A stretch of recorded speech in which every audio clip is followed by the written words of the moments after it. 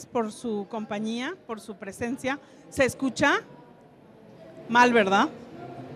Siento que está muy bajito el volumen, pero ¿cómo se escucha? ¿Bien? Ok, bueno, agradezco mucho su compañía. Esta es una expo médica, así que me gustaría saber quiénes de aquí son médicos. ¿Todos?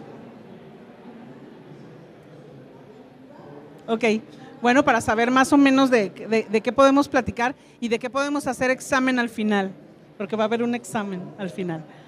Bueno, les platico, ¿no? O sea, el cáncer de mama es el cáncer más estudiado del mundo. Sí, sí lo sabemos, ¿no? Es el cáncer más estudiado y es el cáncer más frecuente en presentación de todos los tipos de cáncer.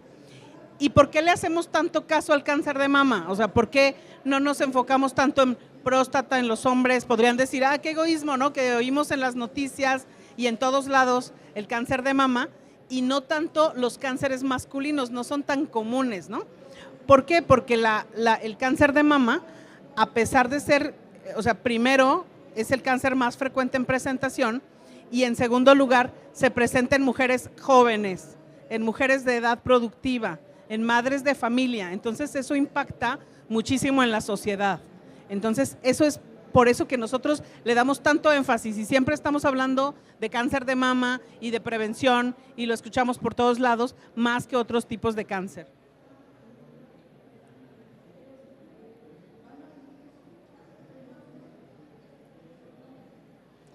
Entonces, pero lo primero que tenemos que saber es qué es el cáncer. O sea, porque luego es una palabra que nadie quiere escuchar, es una palabra súper fuerte, muy mitificada, digamos. Entonces todo el mundo nos asustamos al escuchar la palabra cáncer. Pero ¿qué es el cáncer? Pues es más de un centenar de enfermedades distintas, ¿sí? No solamente hablar de cáncer es hablar de un solo tipo de cáncer o un solo tipo de pronóstico. Por eso sabemos que hay gente que muere por cáncer y hay gente que le va muy bien con los tratamientos y sobrevive durante muchos años. Eso es porque es más de un centenar de enfermedades diferentes, con diferente epidemiología, con diferente origen, con diferente factor de riesgo y con diferente pronóstico, ¿no? Los tratamientos todos son diferentes.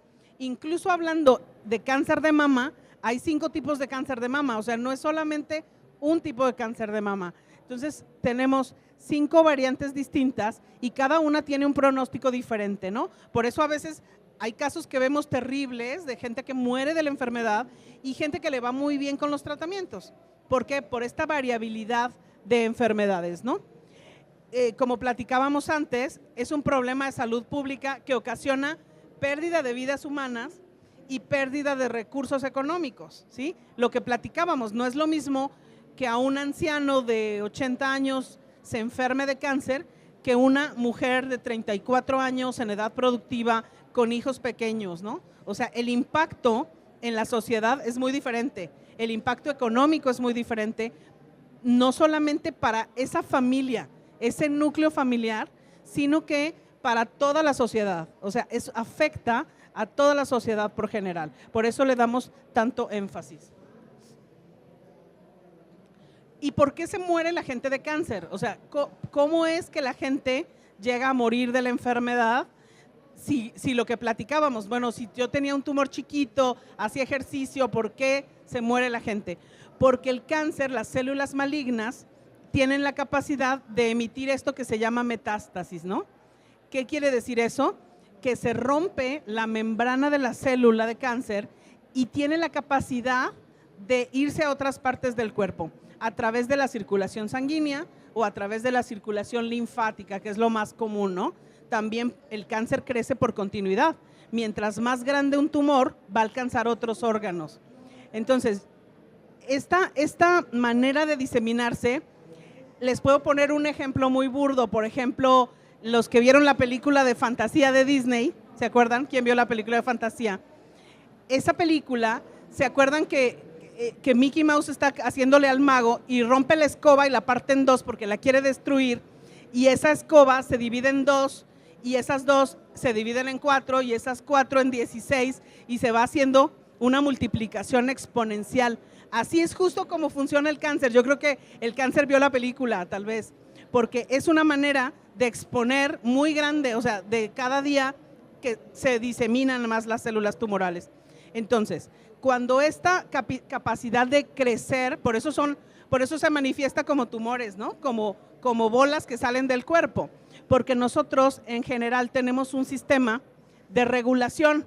Si por ejemplo yo me corto la pierna, va a llegar un sistema reparativo de hormonas, de factores de necrosis tumoral, de prostaglandinas a reparar esta célula y va a decir, bueno, ya no necesito más células, o sea, si se me hizo una herida como si fuera un hueco, ya no necesito más células porque tengo un sistema de autorregulación y el cuerpo reconoce cuando ya no necesito hacer más células. El cáncer pierde esta función, entonces no tiene ese sistema de switch, de apagado, o sea, sigue formando células, justamente como el ejemplo que les daba de la película. Entonces, las células se van a otras partes del cuerpo y se va dañando esa función de las otras partes del cuerpo. Entonces, finalmente, aunque una persona tenga cáncer de mama, no muere por el cáncer de mama en sí, sino por la afección de los órganos importantes, como son pulmón, como es hígado, como es cerebro. Entonces, ese deterioro en la función es la que mata a los pacientes de cáncer. Por eso es importante la detección oportuna. O sea, estamos haciendo una introducción de por qué le estamos dando tanta importancia a esta detección oportuna. Entonces, el cáncer de mama representa el 23% de todos los cánceres. O sea, del 100%, 23 son cáncer de mama. Entonces, por eso es tan importante y por eso hacemos tanto énfasis en la enfermedad y esto es a nivel mundial. Si vemos las estadísticas, las últimas estadísticas internacionales, vemos que la presentación de cáncer varía dependiendo de la región. Y si vemos los países desarrollados, los países ricos, tienen mucho más cáncer de mama. Esto pudiera ser relacionado con el estilo de vida, ¿sí? Pero hay pacientes que a pesar de que hay zonas geográficas que a pesar de que no tengan tanta incidencia de cáncer, es más mortal. Ahorita vamos a ver un ejemplo. Este ejemplo, por ejemplo, vemos aquí los tipos de cáncer y las tasas de mortalidad. La barra azul, para que se entienda muy fácil esta gráfica, la barra azul es el número de casos que se presentan. Esto se llama incidencia, el número de casos. Y la barra roja es el número de muertes por esa enfermedad. Entonces, hasta arriba tenemos el cáncer de mama porque les platicaba que es el más frecuente. Vemos que el 100% es la barra azul y de este 100%, la barra roja representa las muertes. Entonces, si nosotros hacemos un cálculo, es aproximadamente un 30%. 30% de las mujeres en el mundo mueren por cáncer de mama. El otro 70% se salvan, ¿sí? El otro 70% se salvan por la tecnología y por los nuevos medicamentos y los nuevos tratamientos que existen para este manejo. Entonces, 30%, pero en países ricos, a pesar de que vimos que tenían más incidencia en la diapositiva anterior, vemos que se mueren menos los pacientes.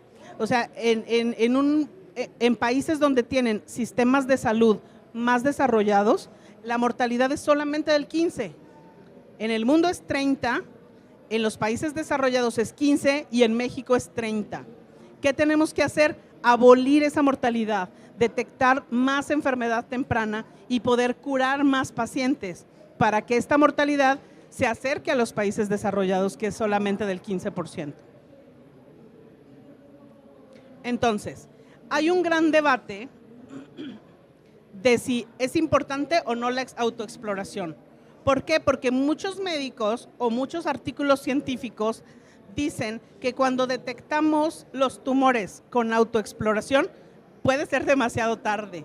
O sea, si nosotros vemos un tumor de mama de 1 centímetro y lo vemos en el microscopio, tiene millones y millones y millones de células malignas, ¿sí? Alguna de estas células, a pesar de ser un tumor súper chiquito, un T1, o sea, es un tumor súper chiquito de 1 centímetro, alguna de estas células se pudo haber fugado a la circulación. Por eso es importante detectarlo antes de la autoexploración. Por supuesto que sirve la autoexploración, o sea, por supuesto.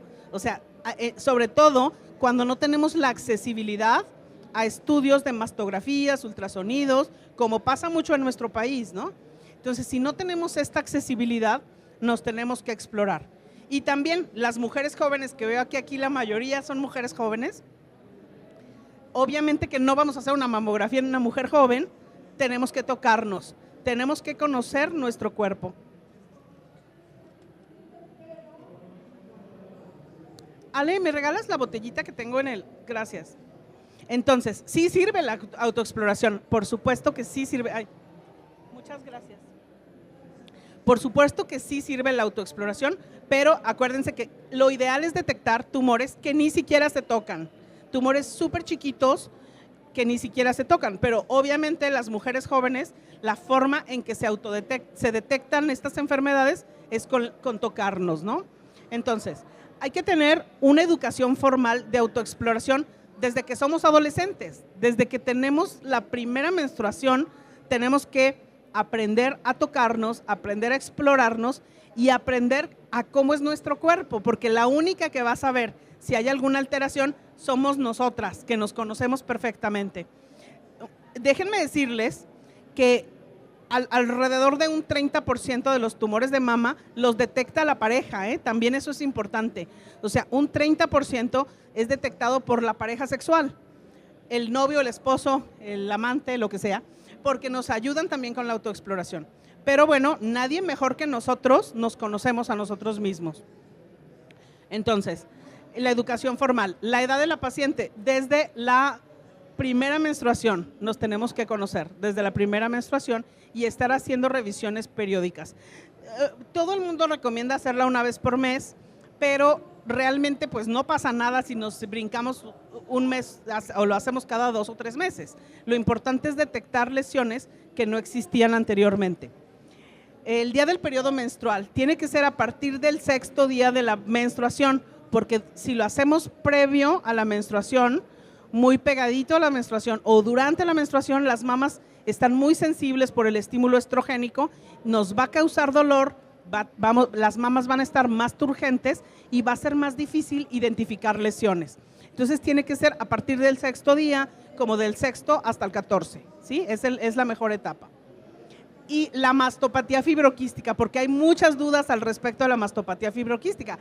La mitad de las mujeres, o sea, de todas las mujeres que estamos aquí en el foro, la mitad tenemos quistes, fibrosis, zonas como de empedradito de la mama, y se nos hace muy difícil explorarnos y darnos cuenta si tenemos o no tenemos lesiones en la mama. Pero lo importante es conocer esa fibrosis y saber cuando pasa algo diferente.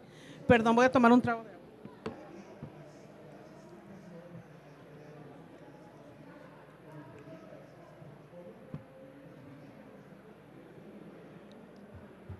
Sí, perdón, es que tengo que gritar porque no se escucha. Bueno, cultura médica, o sea, no es lo mismo una mujer de 80 años que vive en un rancho, que no tiene la cultura médica, que las chavas como ustedes, ¿no? O sea, que ya son, aparte de las que son doctoras, finalmente toda la tecnología, toda la información de internet, el mundo moderno, nos hace como tener estas herramientas más a la mano, estas herramientas más fácil. Acceso a servicios de salud, como lo platicábamos antes, mastografías no hay en todos lados, o sea, no tenemos siempre mastografías disponibles y no tenemos tampoco ultrasonidos ni radiólogos certificados, porque a veces en las instituciones de salud se tiene el aparato, pero no se tiene un radiólogo que lo pueda leer. Y esto es un problema a nivel nacional, es un problema muy serio y no todo el mundo tiene el acceso a estarse realizando los estudios correspondientes. Y entonces la autoexploración, nadie nos enseña a autoexplorarnos. Como platicábamos hace rato, o sea, la tecnología nos hace como más accesible encontrar un meme o encontrar un TikTok o encontrar una página de internet donde yo pueda tener las técnicas más a la mano para la autoexploración propia o para nosotras las doctoras explorar a nuestros pacientes. La exploración siempre tiene que ser primero una exploración visual, o sea, nos tenemos que ver en el frente del espejo y tenemos que vernos siempre si hay algún cambio en la forma, en la textura de la mama, en hundimientos de piel, hundimientos de pezón, donde podemos detectar cualquier lesión. Y después de vernos en el espejo, tenemos que hacer como movimientos, como por ejemplo agacharnos, para ver si en el movimiento la mama se mantiene fija o hay una zona de la mama que se mantiene fija. Y la exploración siempre tiene que ser parada o sentada y acostada, ¿sí? Siempre tenemos que hacer exploración de esas dos formas, en estas dos posiciones, porque es muy difícil identificar lesiones solamente en una de ellas. Hay lesiones que se tocan de una forma, pero no se tocan en la otra posición, entonces es importante. Lo que les platicaba de la autoexploración, una inspección visual, ver cambios en la textura de la piel, del pezón, descarga del pezón o irregularidades en la mama. O sea, la mama normalmente tiene una forma, que es una forma regular. Si nosotros vemos como una irregularidad en la misma, pues también tiene que llamarnos la atención. Esta diapositiva es como, me gusta mucho decirles que normalmente tenemos dos mamas y normalmente tenemos dos pezones las mujeres, pero todos los que somos médicos aquí sabemos que hay mamas supernumerarias, o sea, hay mujeres que tienen más mamas de las normales, que pueden ser 3 o pueden ser 4, porque tienen mamas, tejido mamario axilar, o pezones. O sea, también muchas veces en la consulta nos toca ver pacientes que tienen más pezones de 2, más pezones de los normales, y eso no quiere decir que sea patológico, ¿sí? Normalmente cuando hay tejido mamario ectópico fuera de la zona de la mama, lo tenemos que quitar quirúrgicamente.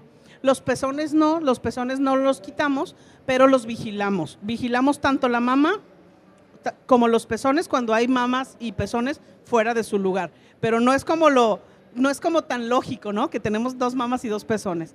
Bueno, normalmente tenemos, esa es la estructura, tenemos un conjunto de lobulillos, que son donde se forma la leche de la mama, y los conductos, que cada lobulillo tiene su conducto. Y las mujeres que hemos amamantado, sabemos que no nos sale un chorro de leche únicamente, son muchos chorros de leche a la misma vez, porque cada conducto tiene su desembocadura y cada conducto tiene su propia producción. Entonces, normalmente la enfermedad mamaria, el cáncer, empieza o en los lobulillos o en los conductos mamarios. Como les platicaba, normalmente tenemos un solo pezón central, y este pezón tiene 15 a 20 conductos y poros galactóforos, que es como les platicaba que sale la leche por cada uno de los conductitos. Y tiene muchas terminaciones nerviosas y sensitivas, por eso nos gustan tanto los cariñitos en el pezón y los cariñitos en la mama, porque tiene muchas terminaciones nerviosas, ¿no? Y además la mama tiene su función no solamente de producir leche, también tiene su función sexual o su función de género, ¿no? Sí nos identificamos mucho con la mama. Y la areola, que en cada mujer es diferente, o sea, cada mujer tiene una areola y un pezón diferente, sin significar que debes de ser de un tamaño específico. Esto más bien tiene que ver con la etnia y con las características físicas de cada persona, con el fenotipo. Esta areola normalmente mide de 4 a 5 centímetros, pero puede ser más pequeña o puede ser una areola de 10 centímetros y eso no quiere decir que no es normal. Tiene glándulas sebáceas, glándulas sudoríparas, tubérculos de Morgagni, que son las que parecen como espinillitas, y tiene músculo. El pezón y la areola tienen músculo, que tienen fibras circulares y fibras radiales de músculo. Por eso el pezón tiene la capacidad de erectarse, ¿no? Se erecta con el tacto y se erecta por estos corpúsculos que hablábamos antes, con la sensación de frío, por ejemplo, y para amamantar al bebé, que esa es como su principal función del músculo. También para divertirse uno, pero bueno, es más para amamantar al bebé.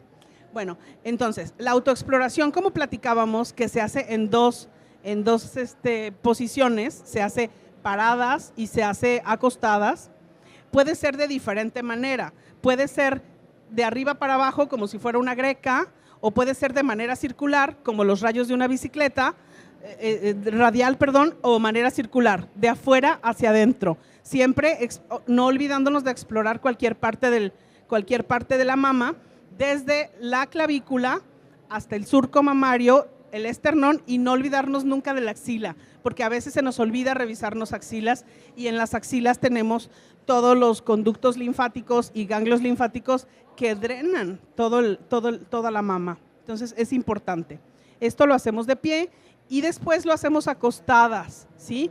Siempre esta exploración se hace, como les digo, en estas dos posiciones, y cuando estamos acostadas es mejor que nos apoyemos con una pequeña almohada abajo de nuestros hombros, y vamos a explorar la mama contralateral a la mano, ¿sí? Si voy a explorar mi mama izquierda, lo voy a hacer con mi mano derecha, y si voy a explorar la mama derecha, voy a hacerlo con la mano izquierda, ¿sí? Siempre es como con la mano contralateral, y la posición es igual, en greca, radial o circular.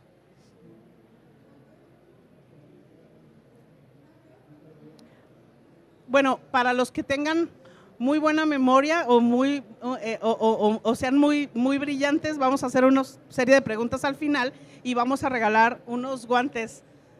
Sí, nuestra querida fundación Mamas Sanas nos va a regalar unos guantes de autoexploración.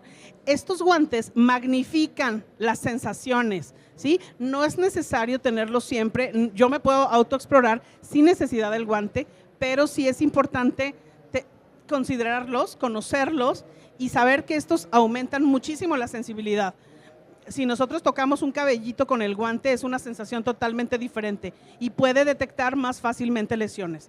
No, como les digo, no es sumamente necesario, no es obligatorio tenerlo, lo podemos hacer incluso con el jabón de la regadera, que resbala un poquito más la mano y podemos detectar lesiones más fácilmente. Esto es una herramienta más, es una herramienta que nos puede ayudar para esta sensibilidad.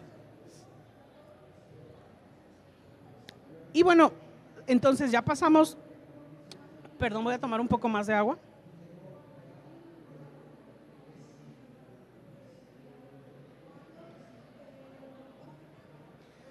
El interrogatorio, esto lo vamos a hacer ya nosotros los médicos en el consultorio, ¿no? Empezamos con un interrogatorio para saber si ha habido cambios en la forma y en la estructura de la mama, si ha tenido descargas de pezón, si tiene dolor, si no tiene, etcétera. Hacemos un interrogatorio primero, después hacemos una exploración física y el médico nos tiene que revisar igual, o sea, nosotros como médicos, acostada y sentada la paciente, o sea, siempre tiene que ser en dos posiciones esta exploración, nunca olvidársenos la axila. Después siguen los estudios de gabinete, que era lo que platicábamos al inicio, mastografía, ultrasonido, resonancia magnética en mujeres jóvenes u otras herramientas, ¿no? Como PET de mama, que acá está el doctor que nos puede platicar también, ya les debe haber platicado de eso, del PET de mama y otras herramientas auxiliares. No podemos tener un diagnóstico si no tenemos una biopsia, o sea, eso es muy importante. O sea, hay pacientes que llegan a la consulta y piden que se quieren operar y que no quieren biopsia. O sea, que les da miedo la biopsia, que prefieren no hacer biopsia, que mejor vamos directo a quirófano. Eso ya no se usa, está totalmente contraindicado. Y si la paciente no está de acuerdo, pues bueno, puede escuchar otras opiniones. Pero no podemos entrar nosotros a quirófano si no tenemos una biopsia y una cirugía perfectamente planeada. Y los estudios de extensión adicionales dependiendo de la etapa clínica de la enfermedad. No siempre pedimos estos estudios, los pedimos cuando es enfermedad localmente avanzada o sospechamos en una enfermedad avanzada. El interrogatorio es lo que ya les dije someramente, pues a ver si hay tumoraciones, dolor, descargas de pezón, etcétera. La detección oportuna entonces, ¿en qué nos ayuda? O sea, ¿para qué nos sirve? Para identificar tumores no palpables, paso número 1. Detectar carcinomas no invasores antes de que hayan roto esa membrana celular, ¿sí? Detectar carcinomas in situ. Preservar los ganglios axilares, no es lo mismo una enfermedad temprana que no ha llegado a los ganglios linfáticos que una enfermedad con ganglios positivos. El diagnóstico, el pronóstico y el tratamiento son totalmente diferentes. El orden del tratamiento incluso es totalmente distinto. Evitamos a veces el tratamiento de quimioterapia. En tumores iniciales, luminales de buen pronóstico, a veces evitamos el uso de la quimioterapia. Curar, que es lo más importante. O sea, si detectamos tumores tempranos, es más fácil que los podamos curar, ¿sí? Que si encontramos tumores muy grandes. Preservación de la función, tanto en la preservación de los ganglios como poder preservar la mama y preservar la función también psicológica del paciente. O sea, no es lo mismo una mastectomía conservadora donde quitamos un pedacito de tumor, el tumor completo con un pedacito de mama, que quitar la mama completamente. Esto sí afecta la función de una persona diametralmente. Y resultados estéticos favorables. Si yo tengo una lesión chiquita, yo puedo quitar esa lesión y ni siquiera se nota la cirugía, que es lo que hacemos, que ustedes han visto todo el tiempo, que hacemos normalmente, quitamos estas lesiones y la paciente al término del tratamiento siente que el cáncer fue una pesadilla y recuperan su vida normal. ¿Por qué? Porque se quedan con su mama, preservan el órgano y esto favorece muchísimo la salud física, mental, sexual y funcional, incluso la función social de la paciente. Y bueno, los factores de riesgo son sucesos vinculados con la producción del cáncer y que ya los conocemos, ¿no? Tabaquismo, alcoholismo, obesidad, aumento de utilización de carcinógenos, que en la vida moderna ya no podemos excluirnos de ellos, ¿no? O sea, por ejemplo, los plásticos que son carcinógenos están por todos lados. O sea, yo lo tengo en la mano, en la botella de agua que me estoy tomando, lo tengo en la ropa, o sea, toda nuestra ropa tiene plástico, la silla en la que estamos sentados tiene plástico, el micrófono con el que estoy hablando tiene plástico, mis anteojos tienen plástico, todo tiene plástico ya. Y es un factor de riesgo muy importante que no podemos excluirnos de la vida moderna. Tampoco es como que me pueda yo vivir a la isla de Robinson Crusoe y ya no tener ningún factor de riesgo. Esto es imposible, ¿no? Tenemos que irnos adaptando a la vida moderna y hacer cosas que sí puedo. ¿Como qué? Como dejar de fumar, como dejar de tomar, como no tener estos hábitos dietéticos, como hacer ejercicio y no exponerme de manera importante a los carcinógenos. Aquí les puse unos factores de riesgo, pero yo creo que se ven muy mal por la luz. La verdad que el foro está como no tan adecuado para la charla, pero bueno, desde los factores hereditarios y familiares hasta los plásticos y toxinas que hemos estado hablando, hasta las exposiciones a radioterapia, por ejemplo, o a radiaciones de otro tipo, como por ejemplo la bomba de Hiroshima y Nagasaki, que bueno, esas zonas que la gente durante muchas generaciones han presentado cánceres, leucemias, cáncer de tiroides, porque la tierra sigue contaminada, ¿no? Sí, estas radiaciones que son un factor muy importante. Y bueno, ya que tenemos al paciente en el consultorio, hacemos esta exploración física, de la cual hemos hablado mucho, que es lo mismo que nosotros hacemos, pero esto lo hace el médico, y detecta cualquiera de estas anormalidades. Ganglios axilares, como les decía, es muy importante detectar si están presentes y hay que hacer biopsia también de ellos cuando haya sospecha. La mamografía, que cada día la mamografía es más moderna, duele menos porque hay un mito también de que la mamografía es muy dolorosa y disculpen que es que tengo que gritar. Y bueno, yo les he de contar que yo soy súper llorona para las cuestiones de dolor y a mí nunca me ha dolido una mamografía, pero es también la técnica de la persona que la hace y la máquina. Mientras la máquina es más moderna, no hay necesidad de hacer una compresión tan fuerte de la mama, ¿no? Los mastógrafos analógicos, es como el celular. Si yo ahorita saco mi ladrillo, van a decir, mira esta doctora qué atrasada, qué pasada de moda. Seguimos haciendo muchas mamografías analógicas, o sea, en el país seguimos haciéndolo y es lo que tenemos. Entonces tenemos que seguirlas haciendo, aunque ya sabemos que ahora hay mamógrafos digitales y estos lastiman mucho menos y son más sensibles para detectar cualquier tumor.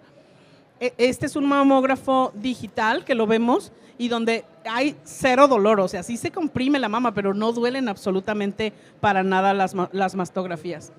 Y aquí les puse estas fotos divertidas de cómo se tiene uno que preparar cuando vas a hacer una mamografía. Tienes que como practicar unos días antes para que no sea tan doloroso. Esa mujer de arriba que dice, hoy me hice una mamografía, ¿cómo supiste, no? O sea, hay un mito que realmente las boobies te quedan totalmente aplastadas, Pero este hombre, mire, más inteligente, mamogramas gratis, coloque las boobies aquí. O este también, muy inteligente, coloque aquí la boobie, ¿no? Si las mujeres controláramos la medicina, haríamos, en lugar de mammograms, manograms, ¿no? Para evaluar estas cosas. Pero bueno, esto es un mito. Como les digo, los mastógrafos actuales, como este, que es un mastógrafo digital, no analógico digitalizado, sino mastografías digitales, el dolor es mínimo y no hay tanta compresión como se decía en los mitos. El ultrasonido ese es cero doloroso. El ultrasonido lo usamos en mujeres jóvenes, pero también lo usamos en todas las mujeres como estudio complementario. No podemos hacer una mastografía sin ultrasonido o un ultrasonido sin mastografía, a no ser que fueran jovencitas, ¿no? O sea, siempre tenemos que hacer estos estudios de forma complementaria. Y en mujeres jóvenes o cuando hay sospecha por una mama muy densa de enfermedad multicéntrica, hacemos la resonancia magnética, que es una resonancia magnética especial que tiene un transductor especial para mama. Perdón, que la garganta está como ya. Y la biopsia, como les platicaba, no podemos hacer nada si no tenemos una biopsia, ¿sí? Ya es como imposible hacer un tipo de diagnóstico, un tipo de tratamiento si no tenemos una biopsia antes que nos confirme no solamente si el tumor que estamos tratando es cáncer o no, no solamente eso, sino que nos tiene que decir qué tipo de los 5 tipos de cáncer de mama es, porque yo voy a tomar decisiones de tratamiento en base al comportamiento biológico, al subtipo biológico de cada tumor, que platicábamos, hay 5 tipos diferentes. Entonces, estas decisiones de tratamiento son en base a este reporte. Y hay muchos tipos de biopsia, desde la biopsia por aspiración con aguja fina, que es una biopsia que se toma con una aguja, con una jeringa convencional. Esta no la utilizamos en mama, solamente en ganglios linfáticos. Antes sí, antes tomábamos decisiones en base a eso, pero en la actualidad no. Tenemos que tener tejido, tenemos que tener una biopsia más potente que una biopsia por aspiración. Esta nos sirve solamente para descartar enfermedad metastásica en la axila, en los ganglios linfáticos. Esta es la biopsia TrueCut, que esta es la que sí hacemos. Esta es la biopsia que es la más indicada, que en esta utilizamos esta aguja de corte grueso, donde obtenemos tejido, y aquí sí podemos hacer inmuno para saber el subtipo biológico de la enfermedad. Existen también las biopsias incisionales, como se ven en la primera foto. Estas también están contraindicadas ya no las hacemos, ya no tocamos esa mama si no es sumamente necesario. Hacemos estas biopsias de corte con la aguja gruesa, y esa biopsia nos da información sin alterar el drenaje linfático de la mama.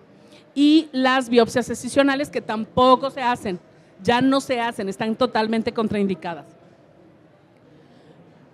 En ocasiones, cuando tenemos un área de microcalcificaciones y es muy pequeñita, podemos hacer estas biopsias guiadas por arpón, donde detectamos lesiones súper pequeñitas, guiadas por un arpón, y vamos quirúrgicamente a quitar toda la zona.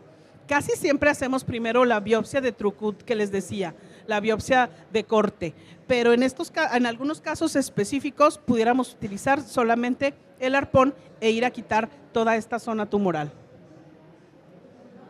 La biopsia de ganglio centinela, que también se llama biopsia, que actualmente también está en desuso quitar los ganglios linfáticos axilares de manera total, aunque se sigue haciendo en algunas instituciones, lo seguimos haciendo, disecciones ganglionares axilares innecesarias por no tener la disposición de estas nuevas técnicas modernas. Modernas quiere decir que tienen más de 25 años usándose, sí, pero no las hacen. O sea, finalmente no se tienen los aparatos suficientes o la tecnología suficiente en las instituciones de salud pública. En medicina privada sí, en medicina privada es más fácil tener este acceso, que claro que tiene un costo, ¿no? Tiene un costo, pero esto evita disecciones axilares innecesarias. Entonces ya lo hacemos de manera rutinaria nosotros, estas biopsias de ganglio centinela. Y bueno, para los doctores, porque bueno, no estaba yo tan segura si era una plática para para público general o muchos doctores, pues es una expo médica. Entonces les voy a platicar un poquito también de la ventaja más importante de detectar los tumores de manera temprana para nosotros los cirujanos, ¿no? Es esto, es hacer un tratamiento conservador y lo que platicábamos del ganglio centinela, pero también de conservar la mama, ¿no? Entonces, esta cirugía es un tratamiento imprescindible y todos los cirujanos debemos hacer estas técnicas, ¿sí? También nos asustamos porque a veces los doctores que estén en institución pública ven que cada día se hacen mastectomías, independientemente del tamaño tumoral, ¿no? Pero esto es no ver al paciente de forma integral y ahora lo que más rige el cáncer de mama en el mundo es estas técnicas de cirugía conservadora. Entonces, la tendencia es hacer cirugía conservadora de mama, reconstrucciones inmediatas en casos de que tengamos que hacer una mastectomía por alguna razón, cirugía oncoplástica de mama para hacer una reconstrucción de forma inmediata con los mismos tejidos de la paciente y lo del ganglio centinela que platicábamos anteriormente. ¿Cómo justificamos estos tratamientos? Pues dejan menos secuelas psicosociales. ¿Sí? Me supongo que aquí también hay mujeres que han sido mastectomizadas que también su calidad de vida se afecta totalmente. Yo que veo pacientes de todas las edades y de todos los grupos sociales, veo que, o sea, me han llegado pacientes de 80 años que son monjas y dice uno, bueno, pues que no le va a importar quitarse la mama. Pues claro que importa, porque es un órgano propio, ¿no? Un órgano del cuerpo importante y nadie quiere estas cirugías radicales, aunque la primera impresión cuando uno le dicen tienen cáncer, a mí quítame todo, ¿no? O sea, quítame todo, no me importa, quítame los dos lados, etcétera. Pero bueno, es la función del médico conocer todas estas alternativas y ofrecer lo que más le conviene a cada paciente, ¿de acuerdo? No es lo que yo quiera o lo que me convenga a mí o lo que le convenga a la institución pública, es lo que le convenga a cada paciente, valorando todas estas situaciones de autopercepción, depresión, afectación de la autoestima, y problemas, como les decía, de funcionamiento social y ocupacional. Conozco también mujeres, pacientes que han estado mastectomizadas que no quieren salir ni a la calle, o sea, dejan a sus amistades, no vuelven a permitir que el marido se acerque a ellas por esta autopercepción y por esta depresión tan importante que condiciona una mastectomía. Y los beneficios sociales, emocionales de la conservación, que es la contraparte, ¿no? Ayuda para la salud mental, ayuda para la vida sexual, reduce la ansiedad por la recurrencia de la enfermedad y, como les decía hace rato, o sea, la paciente recupera su vida y al rato que pasan años dice, ay, creo que sí tuve cáncer, ¿no? En algún momento.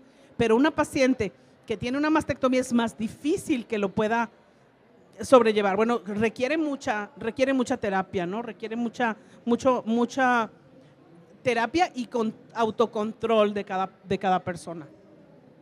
Y bueno, les puse unas fotitos ahí, espero que no se asusten mucho, de los tipos de mastectomía. Pues desde las mastectomías clásicas, a mí me tocó hacerlas también a los principios de mi carrera. Yo tengo 28 años operando, entonces al principio de mi carrera pues hacíamos estas cirugías, estas mastectomías radicales clásicas donde quitábamos los músculos. Entonces, si quitamos el músculo, pues ¿qué queda abajo? Pues las costillas solamente, ¿no? Eran cirugías muy mutilantes. Después siguen las mastectomías radicales modificadas, donde vemos aquí una gran diferencia porque aquí conservamos los músculos. Hasta las cirugías que hacemos ahora, que son cirugías conservadoras, cirugías que ni siquiera se notan, las cicatrices porque escondemos las cicatrices de una forma que la paciente pueda hacer su vida normal y recuperar su función. Entonces, la cirugía conservadora solamente quita una parte limitada de la mama para conservar el órgano, controla localmente la enfermedad similar a la mastectomía radical. O sea, si nosotros viéramos que ayuda más o cura más gente quitar las mamas completamente, pues lo haríamos sin dudarlo, ¿no?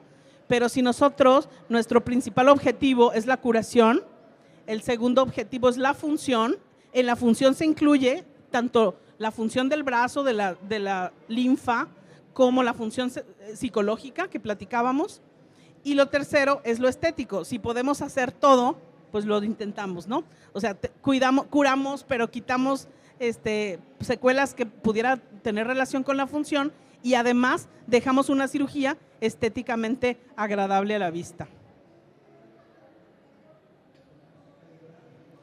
pero no siempre se puede, pues depende de todos estos factores. Si la paciente se va a curar con una mastectomía y es la única opción que yo le puedo ofrecer, pues lo sigo haciendo, ¿no?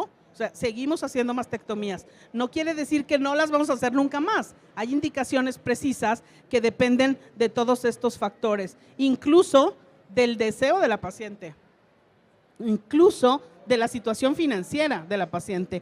O sea, finalmente, si la paciente se está tratando en una institución pública y es lo único que le ofrecen y no tiene el recurso para hacer otra cosa, pues lo vamos a seguir haciendo, porque lo más importante y el foco, el objetivo del tratamiento es la curación. Ese sigue siendo el objetivo fundamental. Pero si podemos hacer todo junto, pues sería como mucho mejor.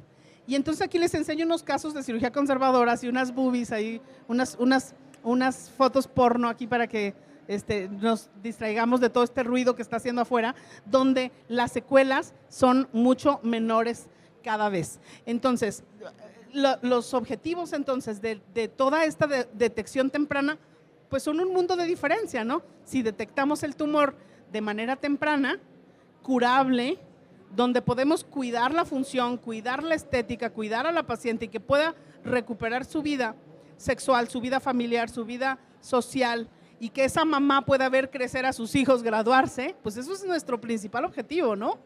O sea, y no de que una muerte de una mujer joven, que donde pudimos tener todo a la mano, todo al alcance de la mano, justamente, para detectarlo de manera oportuna. Y bueno, con esto termino, sin garganta, pero es un panorama general de las razones por las cuales tenemos que hacer autoexploración. Entonces, tenemos unos minutos para preguntas de aquí para allá y de allá para acá. Así que, si alguien tiene algún comentario o alguna pregunta, adelante. ¿Le pudieran pasar el...?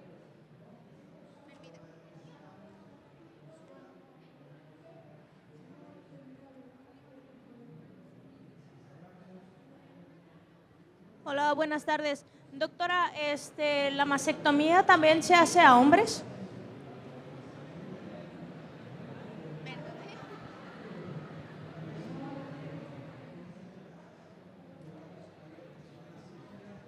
Gracias. Sí, nosotros de rutina decimos las pacientes, pero acuérdense, 1 de cada 100 casos de cáncer de mama es en hombres, ¿sí? De hecho, hace 2 semanas operamos un hombre, hicimos una mastectomía.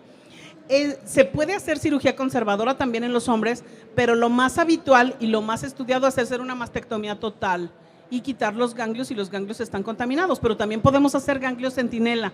Lo mismo que se ofrece en una cirugía para una mujer, se ofrece para un hombre con cáncer de mama, pero como ellos tienen mucho menos tejido, es más fácil controlar la enfermedad si hacemos una mastectomía, y a ellos no les importa tanto no tener pezón y todo como a nosotras, ¿no? Como nosotras que tenemos un volumen distinto, para los hombres es diferente. Aunque este señor que operamos hace 2 semanas, de hombre de cáncer de mama, para él es un tema, él se quiere tatuar el pezón y todo porque él quiere tener, o sea, le preocupa mucho cuando vaya a la playa o cuando vaya a una alberca, que todo el mundo lo va a notar, ¿no? Pero también les da cáncer, también se tratan igual y también existen los 5 tipos, pero en los hombres estamos obligados a hacer una prueba genética. Tanto en los hombres como en las mujeres jóvenes estamos obligados a hacer una prueba genética para ver si ese cáncer es hereditario familiar, ¿sí? De todos del 100% de casos de cáncer de mama, solamente 15% son hereditarios o familiares, de 10 a 15. Muy poquitos, casi siempre son un caso esporádico en la familia, no tiene que ver con la herencia, pues. Pero en los hombres estamos obligados, porque un hombre con cáncer de mama es casi seguro que sea una enfermedad hereditaria familiar, una mutación de gen de BRCA1, BRCA2, P53 o algunos otros tipos de cáncer genético heredable, ¿sí? No sé si quedó completa. Perfecto. ¿Alguien más? Solo tenemos un micrófono.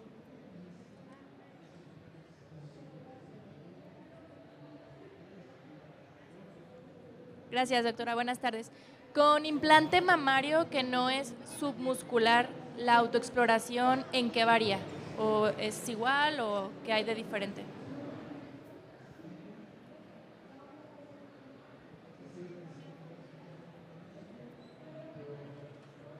Nada, la exploración es igual, lo importante es uno conocer su cuerpo, como lo platicábamos, pero la exploración es normal y la exploración de los médicos es normal y también hacemos mamografías y ultrasonidos en mujeres mayores de 40 años con o sin implantes. El implante no aumenta el riesgo, luego a veces uno tiene ese pendiente, ay, va a ser más difícil detectarlo, va a ser más… No, es igual, porque los métodos diagnósticos son iguales y entonces hacemos lo mismo con o sin implantes. El hecho de los implantes que estaban ahora muy de moda, como quitárselos, 1 de cada 1.000.000 de casos puede desarrollar un linfoma de mama, pero es rarísimo, 1 de 1.000.000 de casos. Entonces la exploración es normal y las mamografías y estudios de control son normales, son iguales que en todos. ¿Alguien más? ¿Sí?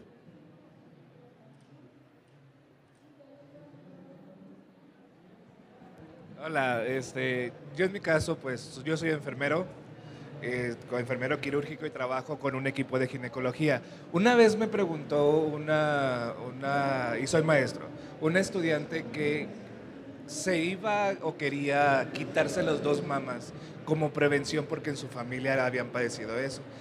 ¿Qué me puede decir con respecto a esa situación?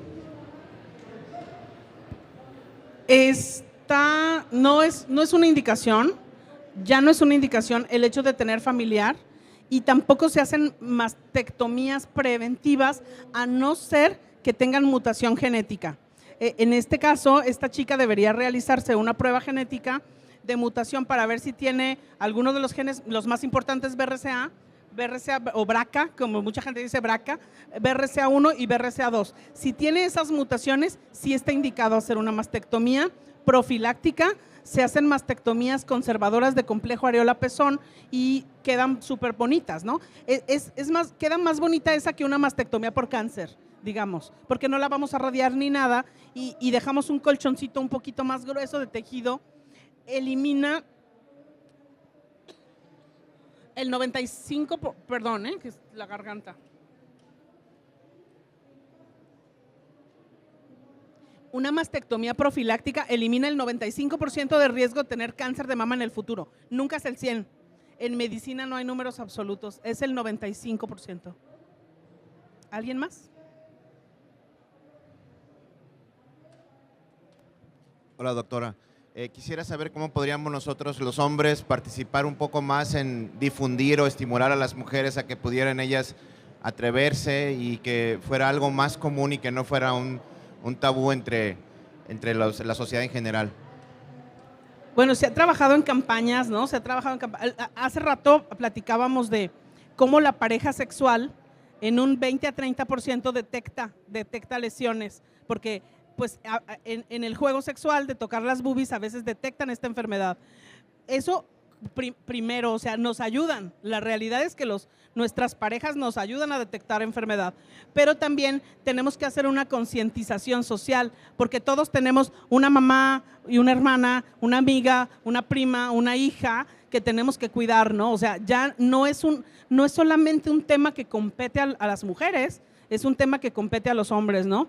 Y hablando de cáncer de mama, por supuesto que ustedes tienen sus propias cosas que cuidar, ¿no? Sus propias enfermedades que diagnosticar, pero sí el cáncer de mama, como lo platicábamos al principio, como es una enfermedad que afecta a mujeres en edad productiva, a mujeres jóvenes que son madres de familia, que son productivas en el trabajo, afecta a la sociedad, no solamente al núcleo familiar, sino a la sociedad. Entonces es una cuestión de conciencia. Muy bien, ¿alguien más? Adelante.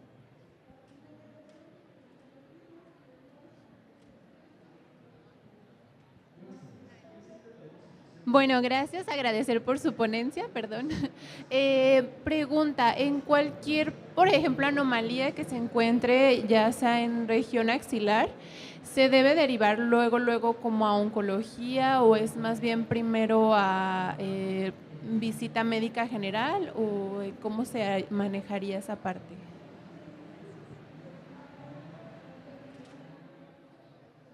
Gracias. Normalmente en nuestra sociedad, digamos en nuestra sociedad médica, los ginecólogos son los que se encargan de revisar a las mujeres de todo, ¿sí? De cuestiones ginecológicas y de cuestiones de mama. Cuando uno tiene alguna lesión, puedes acudir médico familiar o puedes acudir a ginecólogo sin problema, pero cuando hay sospecha, o sea, si por ejemplo ya me manda a hacer estudios y en los estudios hay sospecha, es mejor atenderse por un oncólogo. Hay diferentes especialidades oncológicas, hay oncólogos clínicos, radiooncólogos, como aquí presente una, cirujanos, oncólogos o gineco-oncólogos. Hay ginecólogos que tienen el adiestramiento especial en ginecología oncológica, pero ginecología general, ya tanto como tratar lesiones de cáncer, no es la persona más idónea, pero para la revisión normal sí, y a partir de los 40 años estar haciéndonos nuestros estudios. Las clasificaciones radiológicas están clasificadas por números y dependiendo del número es la sospecha. Si no hay sospecha, puede quedarse uno con su ginecólogo. Hay sospecha, ya pasamos al siguiente nivel, que sería el nivel de oncólogos. Cualquiera de las especialidades oncológicas es la más preparada. Y gracias por la felicitación. ¿Listo? Bueno, vamos ahora a regalar. La Fundación Mamas Sanas, la licenciada, nos está regalando un guante de autoexploración y 2 copas menstruales, que son una maravilla. Las copas menstruales, para las que no la conozcan, son ecológicas, son sanas, son saludables, son una maravilla, la verdad, desde que yo las usé en algún tiempo. Entonces tenemos 2 copas menstruales y un guante de autoexploración. Pero para ganárnoslos, vamos a contestar una serie de preguntas. Es una pregunta abierta y quien levante la mano nos da su opinión. El número 1 es, ¿cuál es el cáncer más frecuente de presentación en el mundo?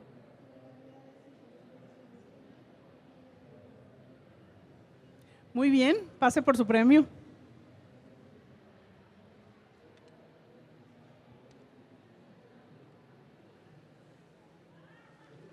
¿Copa o guante? La copa está padrísima. Sí, adelante acá. Porque yo azoto con los tacones.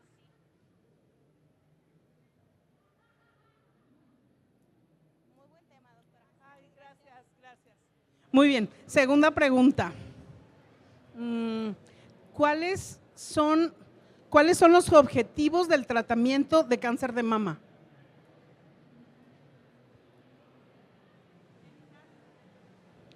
Los objetivos del tratamiento, no es evitarlo porque ya lo tenemos. Bueno, lo platicamos aquí, a ver un poco más. Ya no se vale doble, señorita. Señorita ganadora de la copa menstrual, tampoco abuse. ¿Quién más?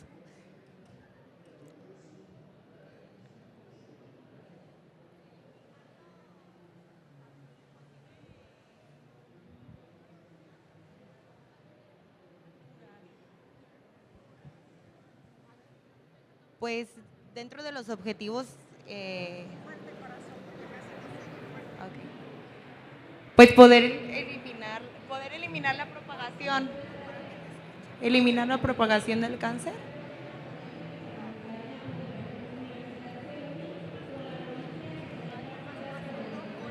Curación de la lesión, eliminación del ganglio centinela y pues que sea un tratamiento multidisciplinario.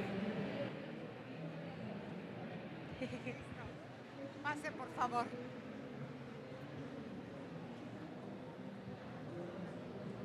Objetivo número 1, curar el cáncer, ¿sí? Lo hace Dios. Los doctores nada más le echamos la mano ahí para que nos dirige las manos. Curación es primer objetivo. Segundo, función. Tercero, estética, ¿sí? ¿Cuál prefieres? ¿La copa o el guante? Adelante. Sí, porque yo si me bajo voy a soltar.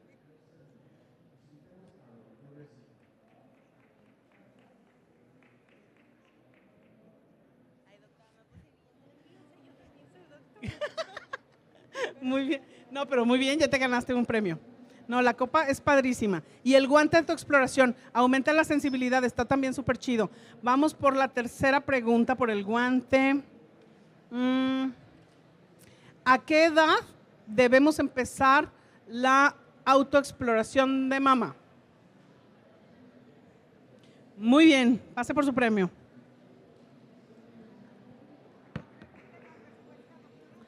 La respuesta, A partir de la primera menstruación. correcto.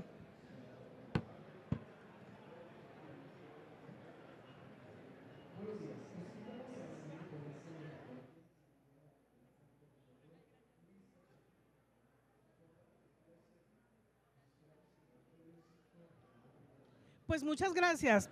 Un foro súper bonito. Lástima que no ayuda el ruido, pero muy interesantes sus preguntas, muy interesante todo lo que aportaron y los vi además súper atentos. Así que muchas gracias por la invitación a Mamas Sanas. Felicidades por lo que están haciendo por la labor tan importante por las mujeres en el país. O sea, a mí me dejó sorprendida toda la información que tienen en todos los dialectos indígenas del país. O sea, yo me súper sorprendió.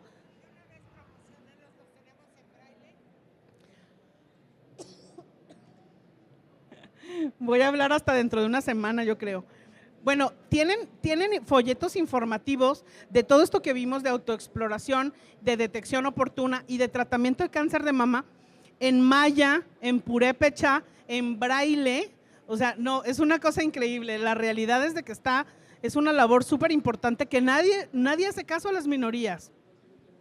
O sea, nadie hace caso a todas estas mujeres que pudieran tener esta información a la mano, que llega hasta la sierra, me supongo, ¿no? O sea, entonces realmente las felicito, o sea, realmente me dejan sorprendidas y en lo que yo les pueda ayudar, con mucho gusto, con mucho gusto. Gracias a todos.